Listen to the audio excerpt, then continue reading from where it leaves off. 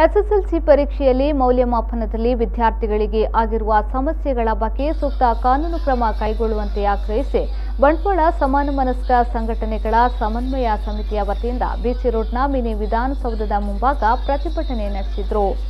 Covid ಕಾರಣದಿಂದಾಗಿ ವಿಳಂಬವಾಗಿ ಪರೀಕ್ಷೆ ಆರಂಭವಾದ್ದು ವಿದ್ಯಾರ್ಥಿಗಳು ಸಮರ್ಥವಾಗಿ ಪರೀಕ್ಷೆಯನ್ನ ಎದುರಿಸಿದ್ದಾರೆ. ಆದರೆ ಪ್ರಶ್ನೆ ಪತ್ರಿಕೆ ಮೌಲ್ಯಮಾಪನದಲ್ಲಿ ಲೋಪವಾಗಿರುವುದು ಮೇಲ್ನೋಟಕ್ಕೆ ಕಂಡುಬಂದಿದೆ.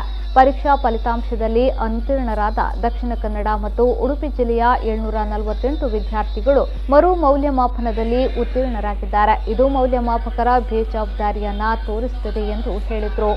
ಮೌಲ್ಯಮಾಪಕರ ಎಡವಟ್ಟಿನಿಂದಾಗಿ ಅನೇಕ ವಿದ್ಯಾರ್ಥಿಗಳು ಮಾನಸಿಕವಾಗಿ ಕುಗ್ಗಿ ಹೋಗಿದ್ದಾರೆ. ಅಂತಹ ಮೌಲ್ಯಮಾಪಕರನ್ನ ಕರ್ತವ್ಯದಿಂದ ವಜಾಗೊಳಿಸುವಂತೆ ಪ್ರತಿಭಟನಾಕಾರರು ಆಗ್ರಹಿಸಿದರು. ಬೇಡಿಕೆಗೆ ಸ್ಪಂದಿಸದೇ ಇದ್ದಲ್ಲಿ ಉಗ್ರ ಹೋರಾಟದ ಎಚ್ಚರಿಕೆಯನ್ನ ನೀಡಿದರು. ಇವತ್ತು ಈ ಎಸ್ಎಸ್ಎಲ್ಸಿ ವಿದ್ಯಾರ್ಥಿಗಳ ಏನು ಇವತ್ತೊಂದು ಎಡವಟ್ಟು ನಡೆದಿದೆಯೋ, ಇವತ್ತು ಎಸ್ಎಸ್ಎಲ್ಸಿ ವಿದ್ಯಾರ್ಥಿಗಳು ಮರುಮೌಲ್ಯಮಾಪನದಲ್ಲಿ 748 ವಿದ್ಯಾರ್ಥಿಗಳು ಇವತ್ತು ಉತ್ತೀರ್ಣರಾಗಿ ಇರುವಂಥ ಒಂದು ಹೇಳಿಕೆ ಇವತ್ತು ಉದಯವಾಣಿ ಪತ್ರಿಕೆಯಲ್ಲಿ ಪ್ರಕಟವಾಗಿದೆ. ಹಾಗಾಗಿ ಇವತ್ತು ಈ ವಿದ್ಯಾರ್ಥಿಗಳು ಈ ಒಂದು ಎಸ್ಎಸ್ಎಲ್ಸಿ ಪರೀಕ್ಷೆ ಬರೀ ಒಂದು ಉತ್ತೀರ್ಣರಾಗಲಿಕ್ಕೆ ಬೇಕಾಗಿ ಹಲವಾರು ಶ್ರಮ ಪಟ್ಟಿದ್ದಾರೆ. ಇವತ್ತು ಈ ಒಂದು ಶ್ರಮಪಟ್ಟ ಒಂದು ವಿದ್ಯಾರ್ಥಿಗಳ ಭವಿಷ್ಯದಲ್ಲಿ ಚೆಲ್ಲಾಟವಾಡುವಂಥ ಒಂದು ಪ್ರಕ್ರಿಯೆಗಳು ಇವತ್ತು ನಡೀತಾ ಇದೆ. ಯಾಕಂತ ಹೇಳಿದರೆ ಇವತ್ತು